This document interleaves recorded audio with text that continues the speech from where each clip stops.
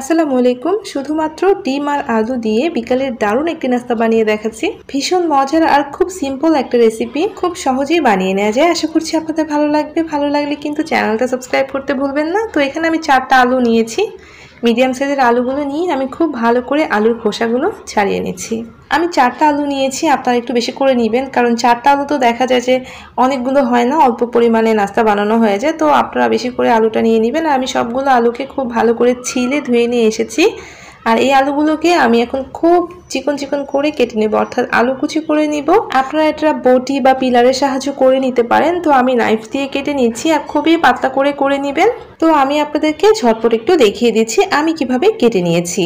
আর আলুগুলো ঠিক এরকম করে কেটে নেবেন, তাহলে দেখতে অনেক বেশি ভালো লাগে। তো এটা কিন্তু বিভিন্ন ধরনের গ্রেটার বা পিলারের সাহায্য করে নেওয়া যায়। দেখেন কত সুন্দরভাবে করেছি। তো আপনারা এটা যেভাবে আপনাদের সহজ হয় সেভাবে কেটে নেবেন। আমি সবটুকু আলুই কিন্তু এভাবে কেটে নিয়েছি। আর দেখেন ঠিক এভাবে এগুলোকে কেটে নিতে হবে। তো সবগুলো আলু দেখেন আমি কেটে নিয়েছি। তো এই আলুগুলোকে এখন আমি ধুয়ে নিব। যেহেতু কাটার পরে দেখেন একটু কালো কালো ভাব চলে এসেছে, তাই আমি একবার ধুয়ে নিয়েছি। আপনারা চাইলে নাও ধুতে পারেন। একটু কালো হওয়ার কারণে আমি ধুয়ে পানিটা খুব ভালো করে ঝরিয়ে নিয়েছি। আর এটা কিন্তু একবারই ধুতে হবে, বেশি ধোয়া যাবে না। তো খুব ভালো করে আমি ধুয়ে নিয়েছি। দেখেন আলুগুলো কিন্তু একদম সাদা হয়ে গিয়েছে। আর পানিটাকে খুব ভালো করে ঝরিয়ে নেবেন, খুব বেশি পানি যাতে এখানে না থাকে। তো আমি খুব ভালো করে চিপে চিপে আলুগুলোকে তুলে নিয়েছি। এখন এর মধ্যে আমি স্বাদ মতো লবণ দিয়ে দিলাম। তারপর দিচ্ছি 1 চা চামচ চিলি ফ্লেক্স, এটাও স্বাদ মতো দিবেন। 1 চা চামচ চাট মশলা দিয়েছি। চাট মশলায় বিট লবণ থাকে, তাই আমি লবণের পরিমাণ কম দিয়েছি। 1 চা চামচ রসুন বাটা আর কিছু ধনেপাতা কুচি দিয়ে দিয়েছি। তারপর এর মধ্যে আমি দিচ্ছি হচ্ছে কালো গোলমরিচের গুঁড়া আধা চা চামচ। এই সব কিছু দেওয়ার পরে হাত দিয়ে খুব ভালো করে মশলাটা আলুর সাথে মিশিয়ে নিচ্ছি। তো খুব ভালো করে মিক্সড করে নেওয়ার পরে এখন আমি এর মধ্যে দিয়েছি কর্নফ্লাওয়ার। এখানে আমি আধা কাপ কর্নফ্লাওয়ার ইউজ করেছি। তো প্রথমে আমি 1/4 কাপ দিয়েছি। তারপর খুব ভালো করে মিক্সড করে নেওয়ার পর আমি আরও 1/4 কাপ কর্নফ্লাওয়ার অ্যাড করে দিলাম। আর এটা আসলে ডিপেন্ড করছে আপনার আলু থেকে কতটা পানি বেরিয়েছে আর হচ্ছে কতটা আলুটা স্টিকি হয়, মানে আঠালো হয় সেটার উপরে। তো আমি প্রথমে আধা কাপ কর্নফ্লাওয়ার দিয়ে দিয়েছি। আর কর্নফ্লাওয়ার দিলে কিন্তু অনেক বেশি মুচমুচে হয়। তো এটা কিন্তু এখনও দেখতে পাচ্ছেন আঠালো হয়নি, তাই আমি এখানে 2 টেবিল চামচ আটা ইউজ করেছি। আটা কিংবা ময়দা যে কোনো কিছু ইউজ করা যাবে, তবে আটা ময়দার পরিমাণটা খুবই কম দিতে হবে। আমি 2 টেবিল চামচ ইউজ করেছি, জাস্ট এর বাইন্ডিংসটা যাতে ভালো হয়। দেখেন এভাবে যখন হাতে উঠাবেন দেখবেন যে এগুলো সব একসাথে জড়ো হচ্ছে। তো অল্প করে ময়দা অ্যাড করে এটাকে এভাবে করে নেবেন। হাতের মধ্যে নিয়ে দেখবেন যে এরকম জড়ো হচ্ছে কিনা, তখনই বুঝতে হবে যে হচ্ছে আর ময়দা অ্যাড করতে হবে না বা আটা অ্যাড করতে হবে না। তো আমি এখানে 2টো ডিম নিয়েছি, সিদ্ধ ডিম।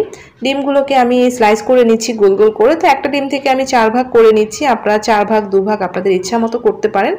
তো এভাবে গোল গোল রিং করে নিয়েছি। তো ডিম সিদ্ধ কেটে নেওয়ার পরে এখান থেকে আমি একটা ডিমের স্লাইস এভাবে নিয়ে নিব। তারপর এই যে আলুগুলো আমি এখানে রেডি করে রেখেছি, সেটা অল্প পরিমাণে আরেকটা হাতের মধ্যে নিয়ে তার মাঝে আমি ডিমটা বসিয়ে দিচ্ছি। অবশ্যই হাত ভালো করে ক্লিন করে নেবেন। তারপর ডিমটাকে আলু দিয়ে ভালোভাবে ঢেকে একটা প্লেটের মধ্যে এভাবে সেট করে নিচ্ছি। আর প্রত্যেকটাই আমি এভাবে তৈরি করে নিচ্ছি যে অল্প করে আলু দিয়ে একটা ডিমের স্লাইস বসিয়ে দিয়ে তারপরে আমি উপর দিয়ে আলু দিয়ে ডিমটাকে ঢেকে দিয়েছি। তারপরে যেভাবে প্লেটে উঠিয়ে নিয়েছি। এখন আমি 10 মিনিটের জন্য ফ্রিজে রেখে দিচ্ছি। 10 মিনিট পরে ফ্রিজ থেকে বের করে নিয়ে এসেছি। এতে করে হবে কি আলুটা ভালোভাবে সেট হয়ে যাবে। তো চুলায় আমি তেল বসিয়ে দিয়েছি গরমে। তো এই দেখেন আমি যেহেতু ফ্রিজে রেখেছিলাম এটা কিন্তু সেট হয়ে গিয়েছে। এখন আমি চামচের সাহায্যে একটা একটা করে এভাবে তেলের মধ্যে দিয়ে দিচ্ছি। আর এভাবে যদি আপনি 10 মিনিট ফ্রিজে রাখেন তাহলে দেখবেন যে আলুটা খুব ভালোভাবে সেট হয়ে যাবে। 10-15 মিনিট আপনারা ফ্রিজে রেখে দিতে পারেন নর্মালি। এক এক করে আমি চামচের সাহায্যে তেলের মধ্যে একটু দূরত্বে এগুলোকে ভাজতে দিয়ে দিয়েছি। চুলার আঁচটা অবশ্যই মিডিয়ামে রাখতে হবে, কারণ আলুটা তো ভালোভাবে সিদ্ধ হতে হবে। তো একটু নেড়েচেড়ে উল্টে পাল্টে দিয়েছি। আর এগুলো যতক্ষণ না খুব সুন্দর একটা কালার হচ্ছে আর ক্রিস্পি হচ্ছে আমি ততক্ষণ পর্যন্ত ভেজে নিব। যেহেতু এখানে অনেকটা কর্নফ্লাওয়ার রয়েছে এগুলো কিন্তু অনেক বেশি ক্রিস্পি হবে। তো এইভাবে আমি সবগুলো ভেজে নিচ্ছি। তো উল্টে পাল্টে দিয়ে এভাবে আমি সবগুলোকে ভেজে নিয়েছি। আর দেখেন এগুলো দেখতে কতটা সুন্দর লাগছে। আর এটা কিন্তু অনেক বেশি ক্রিস্পি হয়, খেতে অনেক মজা লাগে। খুবই অল্প কিছু উপকরণ দিয়ে আপনারা বিকেলের নাস্তায় শুধু ডিম আর আলু দিয়ে এই দারুণ মজার নাস্তাগুলো বানিয়ে নিতে পারেন। এটা খেতে অসম্ভব মজা, এর ফ্লেভার অসাধারণ হয়ে থাকে। বাচ্চা থেকে বড় সবাই খেতে ভীষণ পছন্দ করবে। বিশেষ করে যে বাচ্চারা ডিম খেতে পছন্দ করে না তাদের যদি এভাবে বানিয়ে দেন তাহলে তো তারা খুব মজা করে খেয়ে নেবে। তো আমি বানিয়ে নিয়েছি সবগুলো, আপনাদের আপনাদের কাছে কয়েকটা পরিবেশন করেছি। তো আপনাদেরকে একটা কেটে দেখাচ্ছি এর ভিতরটা কেমন হয়েছে। বিশেষ করে এটার ফ্লেভার খুবই সুন্দর হয়ে থাকে, খেতে অনেক মজা। আপনারা বাড়িতে একবার হলো ট্রাই করে দেখবেন, হোপস আপনাদের অনেক ভালো লাগবে। তো রেসিপিটা যদি ভালো লাগে প্লিজ লাইক কমেন্ট শেয়ার করতে ভুলবেন না। সবাই ভালো থাকবেন, আল্লাহ হাফেজ।